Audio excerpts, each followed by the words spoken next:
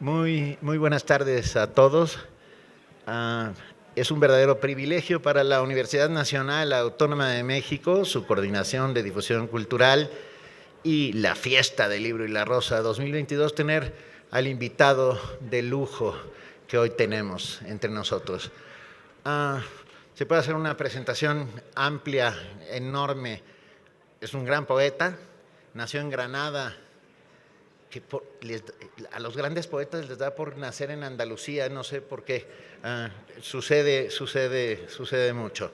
Nació en 1900, voy a leer un poco de su vastísima trayectoria. Luis García Montero nació en Granada en el 58, catedrático de literatura española en la Universidad de esta ciudad. Sus libros de poesía han merecido prestigiosos galardones como el Premio Adonais, el Premio Loewe, el Premio Nacional de Literatura, el Premio Nacional de la Crítica, y también ha sido premiado como ensayista y ha escrito varios libros y artículos sobre diversos aspectos de la poesía europea contemporánea. Algunas de sus obras, ha hecho obras críticas de Federico García Lorca, Rafael Alberti, Carlos Barral, Luis Rosales y Francisco Ayala. Ha adaptado para la escena algunos clásicos como Otelo, La Dorotea o La Celestina. Y Tusquets ha publicado también su recopilación de artículos titulada Almanaque de Fabulador. Y aquí no vienen tus libros de poesía que están aquí arriba. Poesía, 1980-2005, que es este maravilloso libro que tengo en las manos, que es una antología del 80 hasta el 2005, editado por Tusquets. Poemas de Tristia del 82, El Jardín Extranjero del 83, Diario Cómplice del 87, Las Flores del Frío del 91, Habitaciones Separadas del 94, Completamente Viernes del 98, La Intimidad de la Serpiente del 2001 y además del 94 a 2005, más algunos otros que ya no vienen en esta fábrica. Además de todo, Luis García Montero es director del Instituto Cervantes. Podría yo decir muchas cosas. Puedo decir, y me atrevo a decirlo, que es el mejor poeta de mi generación. Y lo digo sin dudarlo, ni un instante.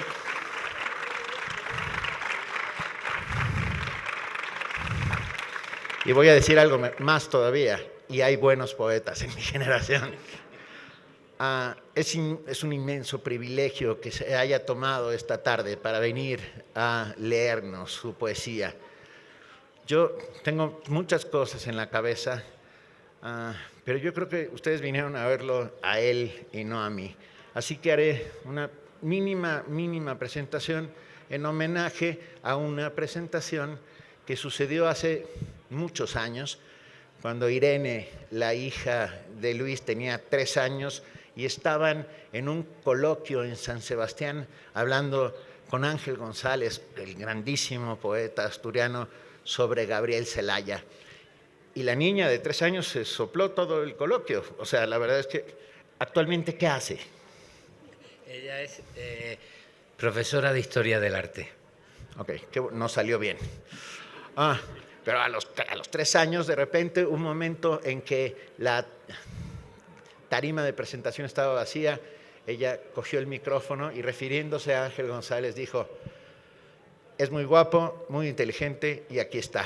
Y entonces hago esa misma presentación con ustedes, Luis García Montero, que es muy guapo, muy inteligente y aquí está en Ciudad Universitaria.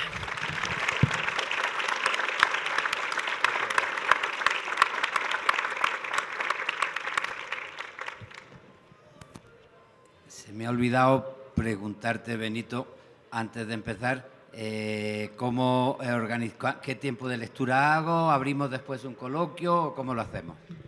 Lees, pregunto, lees, preguntan. Vale. Y lees. Y porque les tengo una sorpresa, que John nos va a leer algún poema inédito el día de hoy. Por primera vez he escuchado en México. ¿Con qué empezamos, Luis? Pues hablando en la comida, me has comentado que empezara con un poema que le dediqué a mi madre. Pues se lo dedico a mi madre y a Benito, que como habéis podido comprobar, Es muy buen amigo, un amigo muy, muy generoso. Y es verdad que en las presentaciones no se deben creer mucho y sobre todo cuando viene de un amigo como Benito. Pero yo estoy muy agradecido y cumplo la conversación y la petición que me hizo de empezar con un poema que le dediqué a mi madre. Mi madre nació en 1936, el año de la Guerra Civil, y representa lo que supuso, a mi modo de ver, la dictadura para las mujeres y la guerra civil para las mujeres, que pagaron doblemente, primero por la falta de libertad general y después por el sometimiento que tuvieron. Ella estaba estudiando filosofía, se enamoró de mi padre, un joven militar, se casó con él, tuvo 6 hijos seguidos, nos cuidó a todos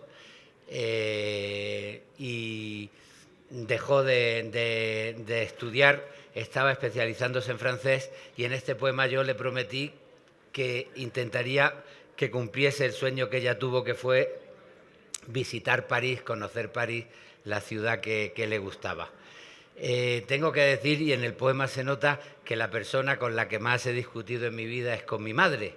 Mi madre era una señora muy conservadora, con una idea de la vida muy conservadora, con una idea de sus tareas muy conservadoras, y discutíamos mucho. Pero al final escribí el poema para decirle que en medio de todas las diferencias, el amor es lo importante y yo sería muy injusto si no reconociese el amor que encerró en todos los sacrificios que hizo para cuidarme a mí y cuidar a mis hermanos. Es un poco el sentido del poema, aparte de bueno, recordar pues todas las regañinas que teníamos y sus consejos de no te metas en política, cómo vas con esas fulanas, cosas de ese tipo, ¿no? Madre, dentro de nada, cuando me den permiso las fieras de mi tiempo, cumpliré una palabra que nunca me pediste: te llevaré a París. Porque tal vez entonces, en los Campos Elíseos o en las aguas del Sena, con Notre Dame al fondo o con la Torre Eiffel, veré de nuevo el brillo más joven de tus ojos, la luz adolescente que baja del tranvía con bolsas y comercios y saludos, y poco más de 20 años. Hoy te recuerdo así, como los días sin colegio, bandera hermosa de un país difícil, lluvia delgada de los sábados. Nunca guardaste mucho para ti, ni siquiera una noche, una ciudad o un viaje. Tu tiempo se sentaba en nuestra mesa y había que partirlo, como el pan, entre tus hijos y tu miedo. 6 veces el temor a que la enfermedad, el vicio o la desgracia se quisieran sentar en nuestra mesa. No vayas a salir. ¿A dónde vas ahora? Hay que tener cuidado con las mujeres y las carreteras. Deja ya la política. Y sin embargo, lo que no te atrevías a pedir duerme en el corazón de cada uno. Porque el amor se hereda como un abrigo sin botones. Y a mí me gustaría acompañarte por los pasillos del museo, más obediente y repeinado, para encontrar en la Gioconda el sueño y la sonrisa de un carné de familia numerosa. Te llevaré a París o a la ciudad que duerme en las tazas de té de tus meriendas, con tu cristalería de familia burguesa y más aspiraciones que dinero, con tus dientes manchados de carmín, con tus estudios de filosofía y letras. Je m'appelle Elisa, j'ai cherché la lune, la mer, la vie, la pluie, mon cœur, y todo se interrumpe. Solo somos injustos de verdad cuando sabemos que el amor no pasará factura. Pero el río sin agua también puede llegar a desbordarse, y a tu lado me busca esta vieja nostalgia de ser bueno, de no ser yo, de conocer al hijo que mereces. Te llevaré a París. En mi recuerdo has aprendido algo de lo que te olvidaste en la vida. pedir por ti, andar por tus ciudades. Bueno. Bravo.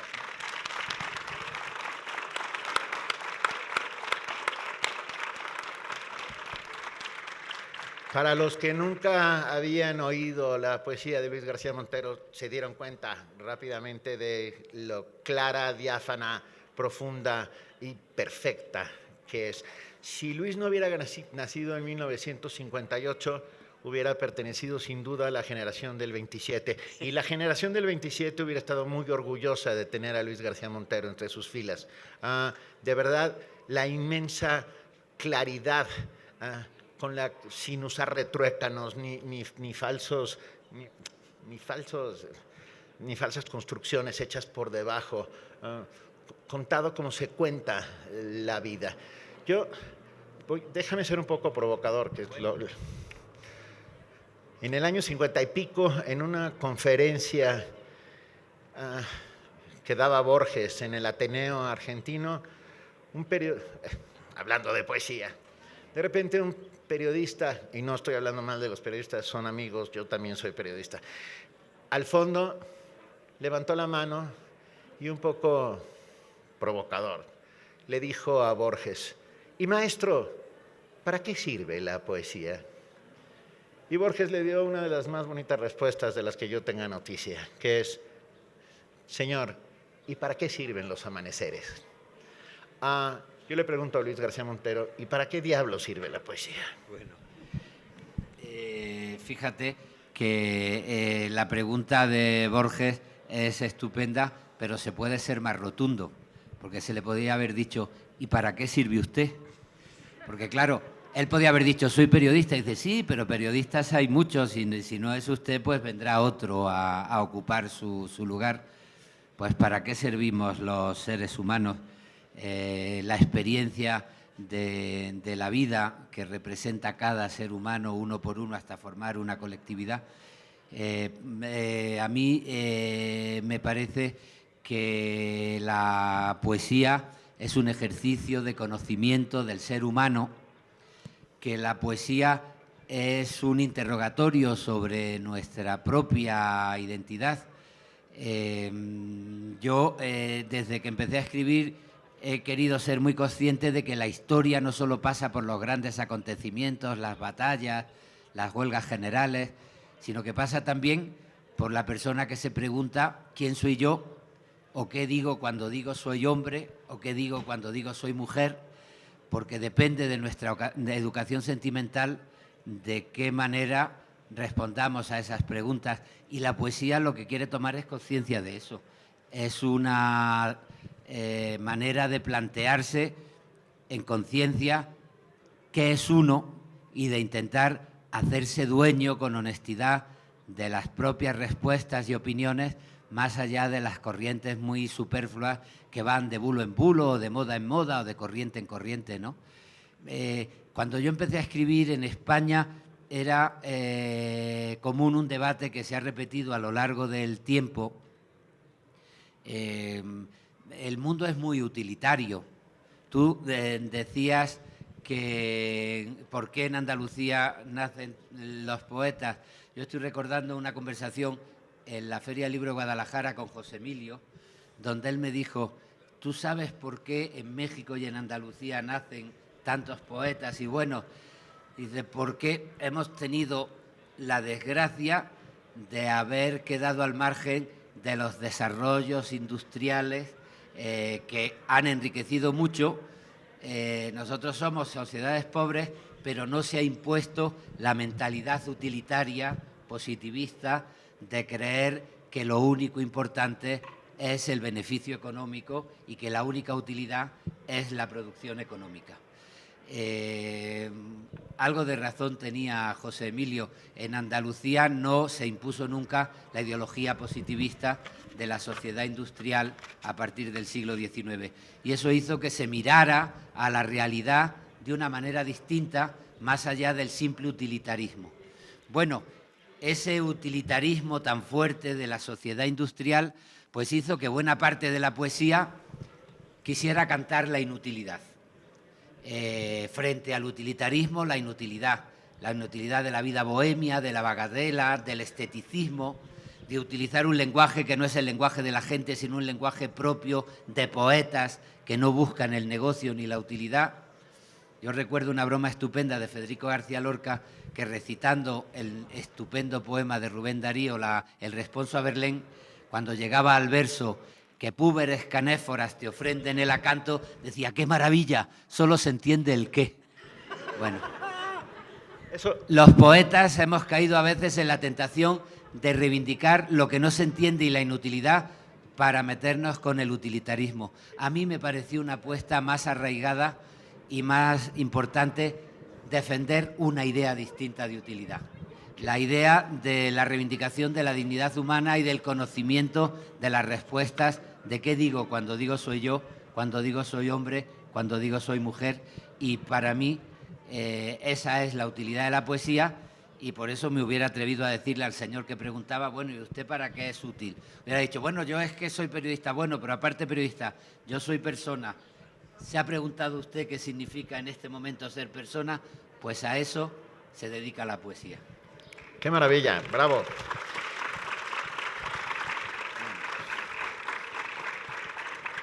Recordé un poemínimo de Efraín Huerta, que no va a salir de memoria, pero que van a entender un poco para seguir abonando en la lógica de lo que dice Luis. Efraín Huerta dice, me enorgullece muchísimo decir primeramente que soy un buen poeta de segunda del tercer mundo. Este juego de palabras que parece puramente retórico habla de eso que dice Luis, de cómo somos y de qué estamos hechos. La poesía es el alambique de las palabras, de alguna u otra manera, ¿no? Y ahora que sacaste a colación a José Emilio, si ustedes leen las primeras versiones, quiero decir, las primeras ediciones de los textos de José Emilio y luego las antologías hechas después de su muerte, los poemas son completamente distintos, porque José Emilio tenía una goma de borrar de este tamaño y fue durante toda su vida quitando palabras. ¿Cuándo te diste cuenta que eras poeta? ¿Cuántos poemas después de haber roto, tirado?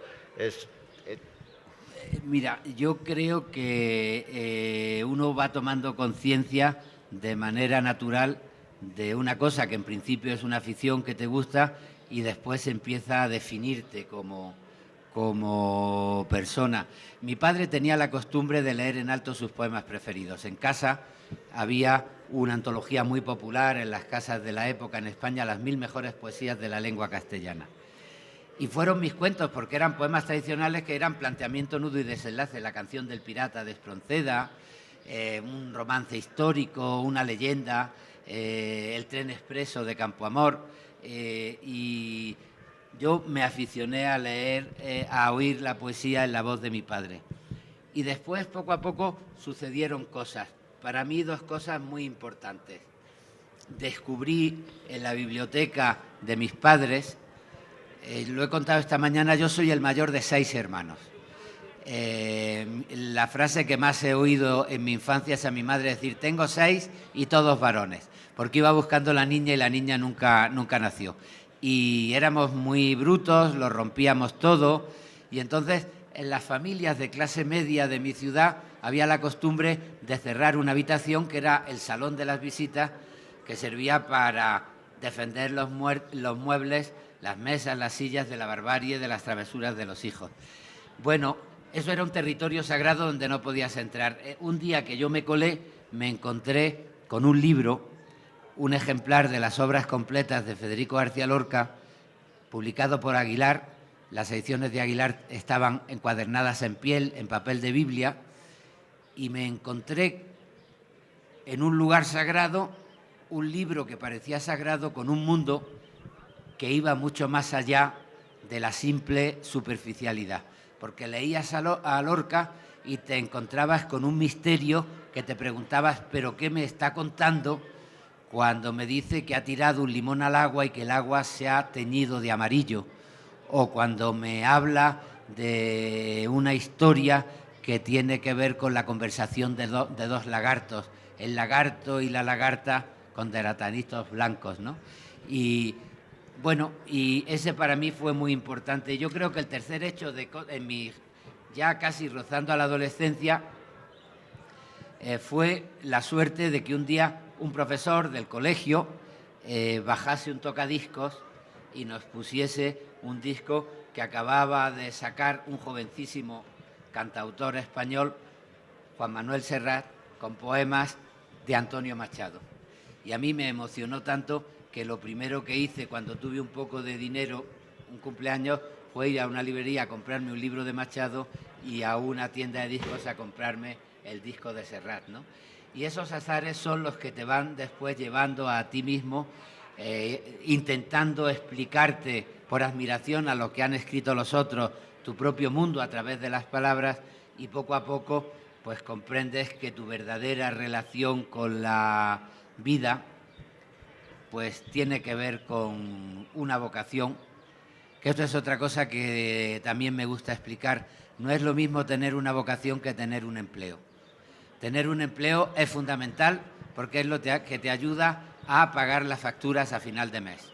Desgraciado el que no tenga un empleo, pero dichoso el que haya conseguido que su empleo tenga que ver con su vocación. Porque yo hice una carrera, una tesis doctoral, unas oposiciones a titularidad y unas oposiciones a cátedra para que me pagaran por hacer lo mismo que haría si no me pagasen. Es leer libros y hablar de los libros que leo.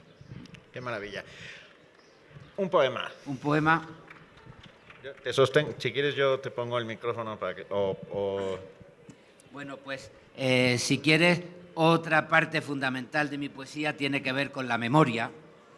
La escritura es un intento de luchar contra el olvido y de hacer de la memoria una parte fundamental de nuestro presente. Y yo voy a leer un poema que se titula Morelia y que tiene que ver con la memoria de la historia de España, con la guerra civil y con los niños que fueron evacuados de España para salvarlos de la violencia. Me acuerdo mucho de los niños de Morelia porque la solidaridad mexicana trajo a México a muchos exiliados, pero también a muchos niños que fueron educados en Morelia. Y ahora, con la guerra de Ucrania y con la evacuación de los niños, me acuerdo mucho de la emoción que yo sentí por primera vez cuando llegué a Morelia y paseando por las calles me encontré con el edificio donde había estado el Colegio de los Niños de Morelia.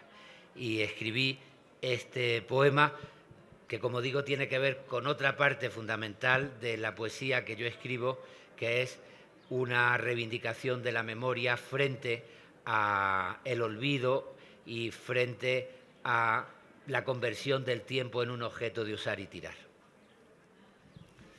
Soy cobarde, pero también mantengo la dignidad. Procuro no vender la sonrisa que los fuertes esperan.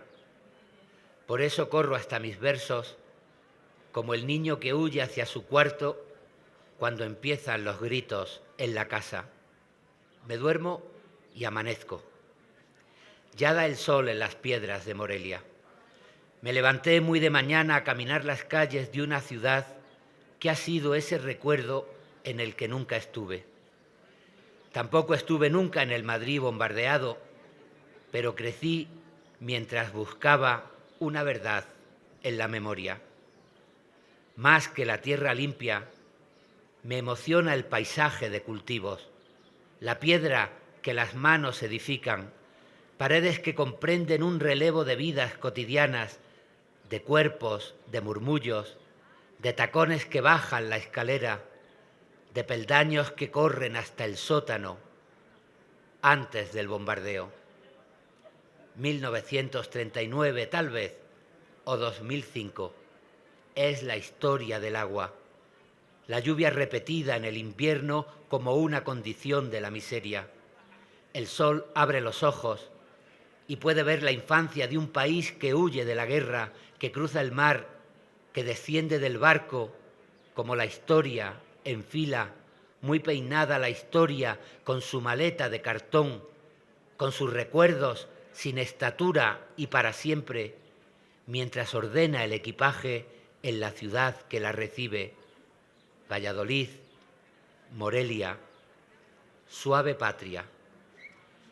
Miro la catedral, el internado, los edificios nobles y en la imaginación, donde se viven los recuerdos para que las historias generales puedan gozar de intimidad, agradezco la luz al descubrir una nobleza humana más alta que las piedras y los bosques.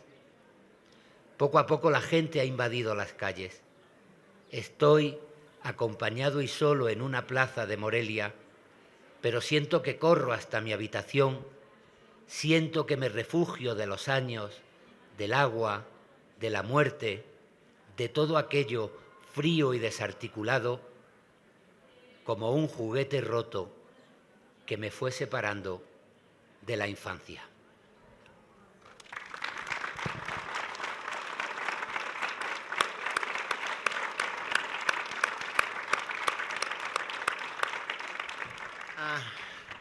Después de 2 años de pesadilla, nos volvemos a encontrar en el sueño de una fiesta de libros y de lectores y las miradas cómplices de ustedes. Sin ustedes, nada de esto es posible. Sin lectores, nosotros no existiríamos. Seríamos solo un holograma. ¿Alguien quiere preguntar algo? Esta es su maravillosa oportunidad histórica. Venga. No. Bueno, está bien. Pues acabo de llegar y escuché los últimos versos de tu poema. Me parece que haces un homenaje al exilio español, que mucho nos enriqueció culturalmente aquí en México. Soy alumno de cursos extraordinarios en Filosofía y Letras con el doctor Gonzalo Celorio Blasco. Se llama precisamente Maestros del Exilio Español. Y además me parece maravilloso porque siento que haces un homenaje a la poesía mexicana con el término suave patria, que es una remembranza inmediata a Ramón López Velarde. Muchas gracias, felicidades. Venga, muy bien. Mañana en este mismo espacio a las 5 de la tarde, a las 4 de la tarde, me van a regañar, a las 4 de la tarde haremos aquí mismo un homenaje a la queridísima Almudena Grandes. Luis y Almudena estuvieron juntos más de media vida y muchos de tus poemas están dedicados a ella. Los invitamos, estará la doctora Rosa Beltrán, Luis García Montero y yo mismo, si me soportan 2 días seguidos. Pero, a ver, otro poema. ¿Algo? Un poema de amor, que es otro de los temas que creo que nos reivindica el amor. Tengo algún poema inédito o algún poema de amor publicado. Leo un poema de amor y publicado y otro poema inédito. Bueno, sí. Bueno, este poema pertenece a un libro que se titula La inmortalidad y que es un libro que yo dediqué a Almudena en los años 90, cuando empezamos a vivir juntos. Nunca he tenido dioses y tampoco sentí la despiadada voluntad de los héroes. Durante mucho tiempo estuvo libre la silla de mi juez y no esperé juicio en el que rendir cuentas de mis días. Decidido a vivir, busqué la sombra capaz de recogerme en los veranos y la hoguera dispuesta a llevarse el infierno por delante. Pasé noches de guardia y de silencio, no tuve prisa. Dejé cruzar la rueda de los años. Estaba convencido de que existir no tiene trascendencia, porque la luz es siempre fugitiva sobre la oscuridad, un resplandor en medio del vacío. Y de pronto, en el bosque se encendieron los árboles de las miradas insistentes. El mar tuvo labios de arena igual que las palabras dichas en un rincón. El viento abrió sus manos y los hoteles sus habitaciones. Parecía la tierra más desnuda porque la noche fue, como el vacío, un resplandor oscuro en medio de la luz. Entonces comprendí que la inmortalidad puede cobrarse por adelantado. Una inmortalidad que no reside en plazas con estatua, en nubes religiosas o en la plastificada vanidad literaria llena de halagos homicidas y murmullos de cóctel. Es otra mi razón. Que no me lea quien no haya visto nunca conmoverse la tierra en medio de un abrazo. La copa de cristal que pusiste al revés sobre la mesa guarda un tiempo de oro detenido. Me basta con la vida para justificarme. Y cuando me convoquen a declarar mis actos, aunque solo me escuche una silla vacía, será firme mi voz. No por lo que la muerte me prometa, sino por todo aquello que no podrá quitarme. ¡Bravo!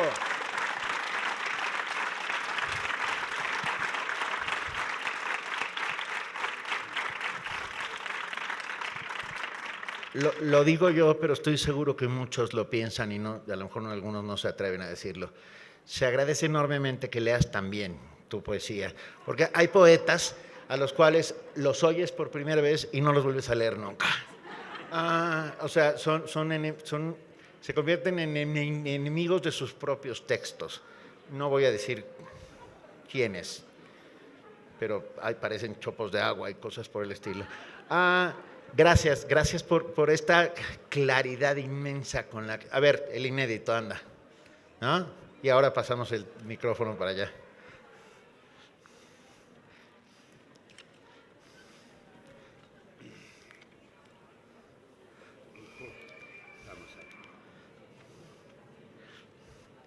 ¿Escribes de noche, de día? Suelo escribir en un cuaderno de noche y después corrijo y los paso a limpio al ordenador de día. Bueno, estamos en una maravillosa feria de libros y uno de los poemas, el libro último que he hecho es un libro con poemas que escribí durante la enfermedad de Almudena y después de su muerte. Y es un intento de negociar con la resistencia y con la vida a través de la poesía. Como estamos en una feria del libro, se me ocurre leer este poema que se titula Lectores y que tiene que ver con el hecho de entrar en la cama. Yo solía quedarme dormido muy pronto, pero me despertaba muy pronto también, y ella tardaba en dormirse, pero se despertaba más tarde. Y llegamos a una luz negociada que fue la de nuestras lamparillas en las mesitas de noche. No nos importaba nada que al despertarse el uno o al dormirse el otro encendiera la luz para leer. Y, bueno, lectores. También es el amor una luz negociada. Somos barcos nocturnos que fondean en esta habitación junto a una cama que parece un puerto. No me importa que tardes en apagar la luz si me quedo dormido en tu lectura. Un faro parpadea muy pegado a tu cuerpo para que Ulises pueda hacer justicia, mientras que Fortunata naufraga por las calles de Madrid y la esperanza se defiende con uñas y alegría en la ciencia ficción de cualquier puerto. Tampoco tú protestas si yo enciendo la luz antes de hora. Duermo poco. Digamos que a las 5 mi mesita de noche es una dársena donde hay carga y descarga de palabras que pasan a tu sueño. Por Nueva York camina Baudelaire, Federico en París, mientras Machado cruza y Cernuda nos habla de Galdós bajo el cielo de México. El amor es también una luz negociada. Me das tus sueños al vivir los míos, te doy mis sueños al guardar los tuyos, historias que se enlazan como cuerpos.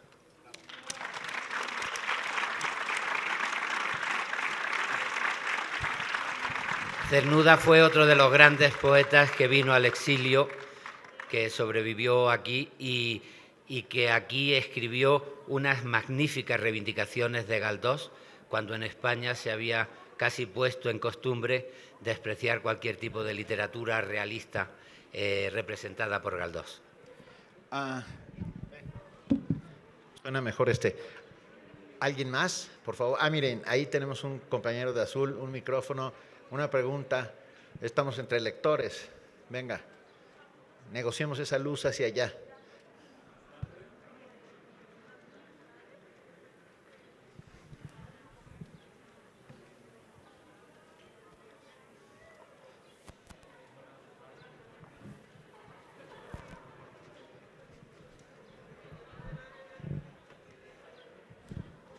Buenas tardes, yo creo que es un lujo estar frente a ustedes dos y más frente a Benito ahorita que lo tengo tan cerca, pero el maestro Luis García Montero, a quien admiro muchísimo. Bueno, mi pregunta es un poco para los dos, si es posible. Yo sé que tuvieron muchos amigos en común y escritores, y particularmente Benito ya mencionó uno de ellos, Ángel González. Quisiera saber si es posible que nos digan qué tan importante fue para ustedes como escritor y como amigo Ángel González. Grandísima pregunta. Luis. Ángel fue uno de los grandes poetas de la posguerra española. Ángel nació en 1925. Era un niño cuando estalló la guerra civil y resistió como niño una España muy difícil porque triunfaron los golpistas. Un hermano de Ángel fue ejecutado, otro tuvo que salir al exilio y su madre y su hermana, que eran maestras, fueron depuradas y apartadas de magisterio. Y bueno, tuvieron que aprender a sobrevivir. Convirtieron la casa familiar en una hospedería donde alquilaban habitaciones para sobrevivir. Y muchos de los huéspedes que llegaban en esos primeros años eran militares. O sea que tenían que ganarse la vida hospedando y tratando hospitalariamente a la gente que había asesinado a un hermano, que había echado a otro y que las había apartado a ellas de su derecho al trabajo en magisterio. Ángel, de niño, compartió sus ilusiones con el padre de Benito, con Paco Ignacio Taibo I. Yo aconsejo vivamente un libro de memorias de Paco Ignacio, del padre, que se llama Para parar las aguas del olvido, porque es un libro que recuerda con mucha emoción ese tiempo y porque habla también de la cercanía a la poesía que encontraron de pronto para superar la sensación de asfixia de ese tiempo y también para aprender a perder. Una frase que me encanta a mí de Ángel era una que escribió, yo creo que en el prólogo Para parar las aguas del olvido, dice, porque nosotros aprendimos a perder para no darnos por vencidos. Hay que tomarse eso en serio. Y a partir de ahí, bueno, el libro es estupendo, habla, entre otras cosas, de sus discusiones literarias, porque Ángel era muy defensor de Juan Ramón Jiménez y tu padre no podía ver a Juan Ramón Jiménez. Odiaba a Platero. Le llamaba a Platero y yo le pareció el libro repugnante.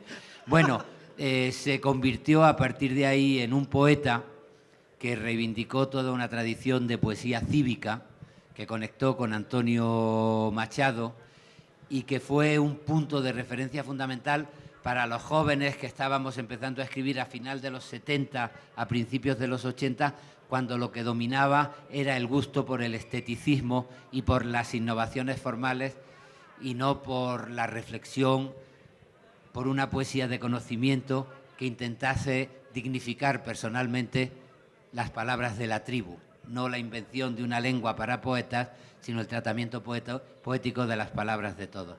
Y fue una compañía fundamental para mí, Ángel González, y creo que es uno de los grandes poetas de la posguerra española. Y por pudor no lo dice, pero Luis tiene una maravillosa novela sobre la vida de Ángel González, que se me acaba de... Se llama Mañana no será Mañana lo que no Dios será. quiera. Claro. Porque en un momento hay una escena que a mí me gusta mucho. ¿Tenemos que ir acabando? No.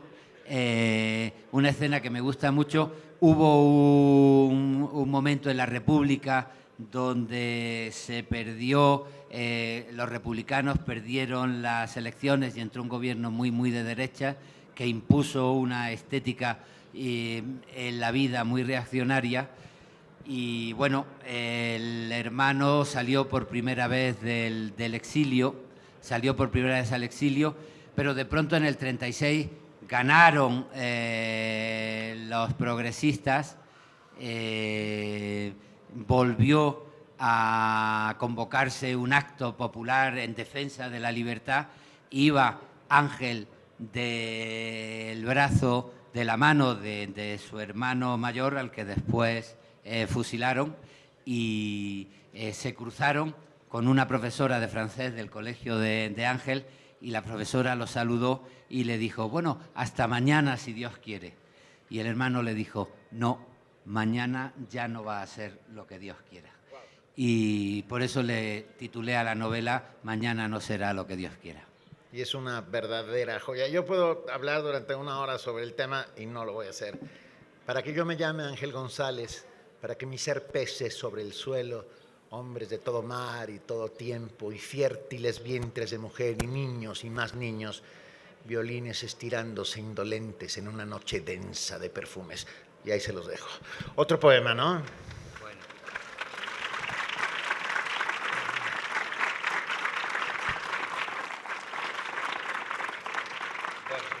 Pues para acabar voy a leer un poema también del último libro. Me siento bien y me voy a atrever a leerlo.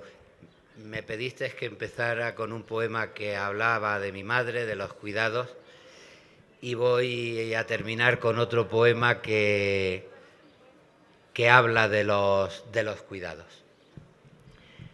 Se llama 1 año y 3 meses porque fue el tiempo que pasó entre el diagnóstico que le descubrió el cáncer a Almudena hasta su muerte. 1 año y 3 meses. Como las narraciones de la lluvia o los cuadernos de bitácora, tuvo la enfermedad sus argumentos. No me quejo de nada.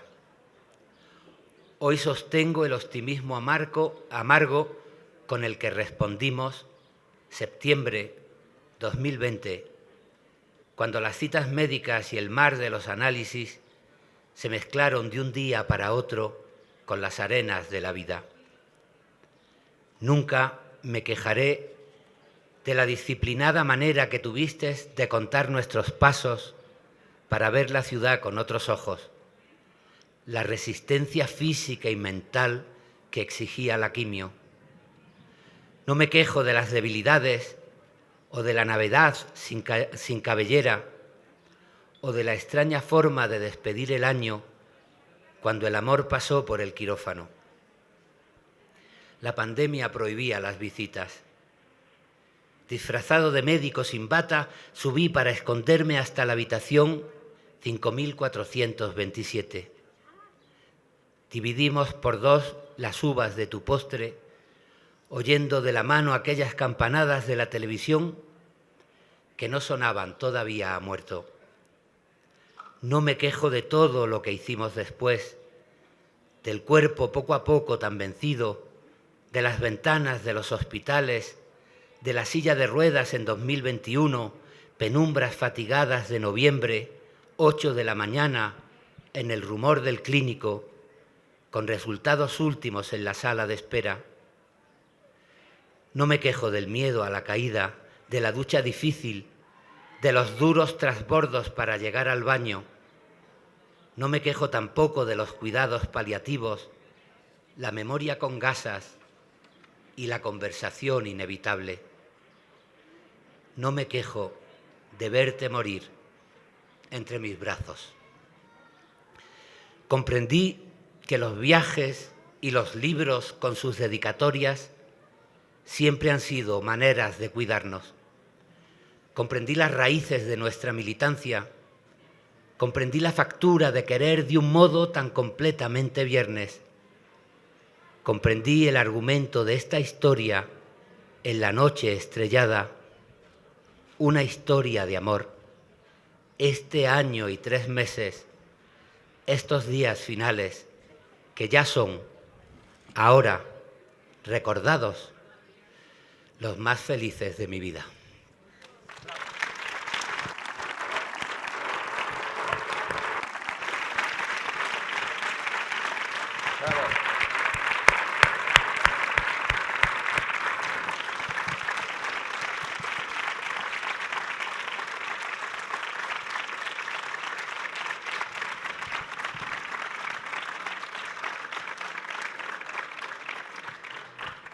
¿Y para qué sirve la poesía? Para enjugar las lágrimas, para conjurar a los demonios, para hacer que las almas extraviadas se encuentren, para demostrar que hay belleza en el mundo. Última pregunta.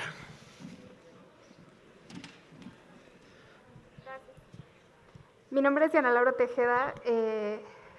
Yo vengo representando a la organización del Congreso Estudiantil de Literatura, CECIL, que estamos organizando los estudiantes de literatura de la UAM Iztapalapa. Están todos invitados, se va a celebrar en julio.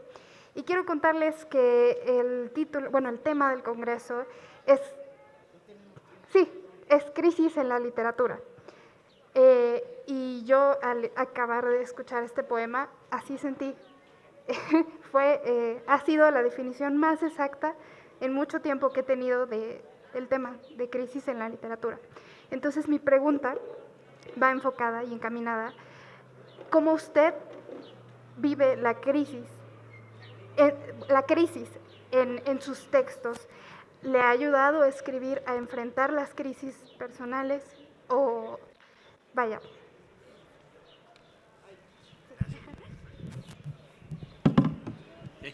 Gracias. Está Benito en plena forma. Mira, mañana vamos a hacerle un homenaje, el Instituto Cervantes, a una poeta que se llama Carmen Castellote, que era una niña de la guerra evacuada, como los niños que se intentan salvar, como los niños de Morelia. Después de un largo periplo, Carmen Castellote vino a vivir a México y es una de las últimas representantes del exilio. Ahora tiene 90 años, del exilio que encontró amparo en México. Y ella, después de un largo periplo por Europa, por Rusia, entonces la Unión Soviética, por Polonia, vino a vivir a México en los años 50. Y empezó a escribir tarde, en el año 1976, en un momento donde necesitó entender el dolor que había sufrido, el desgarro del exilio, cuando empezaba a sentir miedo de que podía perder la memoria y cuando negociaba buscar una salida para su identidad y para su crisis, ¿no?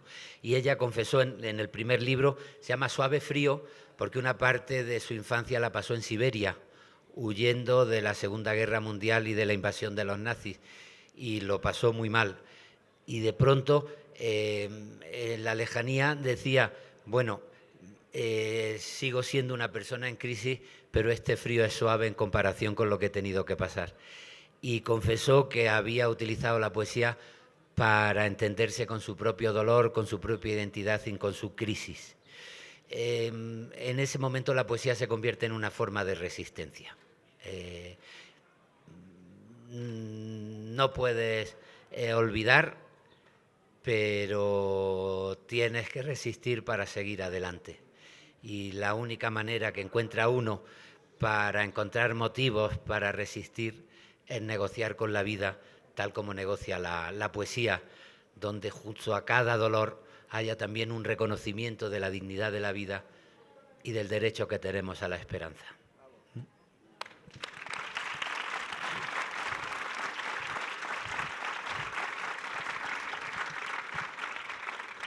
Ahí hay una carpa blanca, como la del Shake de Rodolfo Valentino, en donde Luis estará firmando los textos que ustedes quieran.